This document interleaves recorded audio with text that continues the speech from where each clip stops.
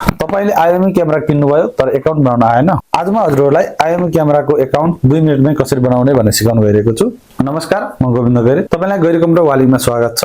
आज म हजुरहरुलाई आइएमई क्यामेराको एकाउन्ट स्टेप बाइ स्टेप कसरी बनाउने भनेर सिकाउन गइरहेको छु। आउनुहोस् हेरौं। सबैभन्दा पहिले आफ्नो मोबाइलमा प्ले स्टोर अथवा एप स्टोर ओपन गर्नु। अब सर्चमा इमोयु लाइभ टाइप गरी इन्टर गर्नु। एप देखाउँछ र इन्स्टल गर्नु। एप ओपन गरेपछि लगइन अर साइन अप भनेर देखाउँछ। साइन अपमा क्लिक गर्नु। आफ्नो कन्ट्री अथवा रिजन चुज गर्न देखाउँछ।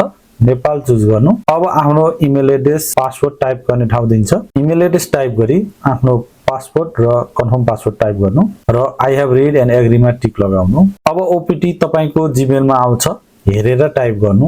अब कस्टमाइज होम पेज आउँछ, एडभान्स चुज गर्दै नेक्स्ट गर्नु। फेरि कस्टमाइज लाइभ भ्यू आउँछ, एडभान्स चुज गर्दै डन गर्नु। पपअपमा युजर एक्सपिरियन्स मेसेज आउँछ, लेटर गर्नु। ल बधाई छ, तपाईको इमोयु अकाउन्ट तयार भएको छ। अब तपाईले क्यामेरा एड गर्न चाहनुहुन्छ भने एड डिभाइसमा जानु। तपाईको क्यामेराको पछाडिपट्टिको क्यूआर स्क्यान गर्ने ठाउँ आउँछ, स्क्यान गर्नु। ब्लुटुथ ओपन गर्न भन्छ, मोबाइलबाट ब्लुटुथ ओपन गर्नुस् र नेक्स्टमा क्लिक गर्नु। पेयरिङ मोड आउँछ, तलपट्टि हजुरले हेर्न सक्नुहुन्छ। एलईडी स्लोली फ्ल्याशिङ ग्रीन भन्नेमा टिक लगाउनु र नेक्स्टमा क्लिक गर्नु। ओके गर्नु अनि हजुरको वाइफाई पासवर्ड टाइप गर्ने ठाउँ आउँछ, पासवर्ड टाइप गरी नेक्स्ट गर्नु। अब कनेक्टिङ टु द सर्भर भनेर पर्सेन्ट बढ्दै जान्छ। पूरा भएपछि डिभाइसमा नाम लेख्न पठाउँछ, जस्तै होम, पसल, कहाँको लागि, केको लागि राख्दै हुनुहुन्छ हजुरले नाम लेख्नुस् अथवा जे छ त्यही छोडेर डन पनि गर्न सक्नुहुन्छ। अहिलेको क्यामेराले एआई पनि सपोर्ट गर्छ, जसले गर्दा हजुरलाई मोनिटरिङ गर्नको लागि सजिलो हुन्छ। केको लागि प्रयोग गर्दै हुनुहुन्छ, बेबी मोनिटरिङको लागि हो कि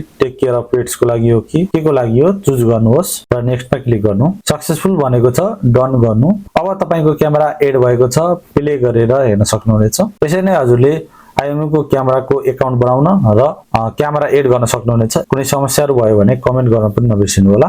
यस्तै जानकारीका लागि गैरे कम्प्युटर वालिङलाई फलो गर्न नबिर्सिनु होला। स्वस्थ रहनुस्, खुशी रहनुस्, गुड लक।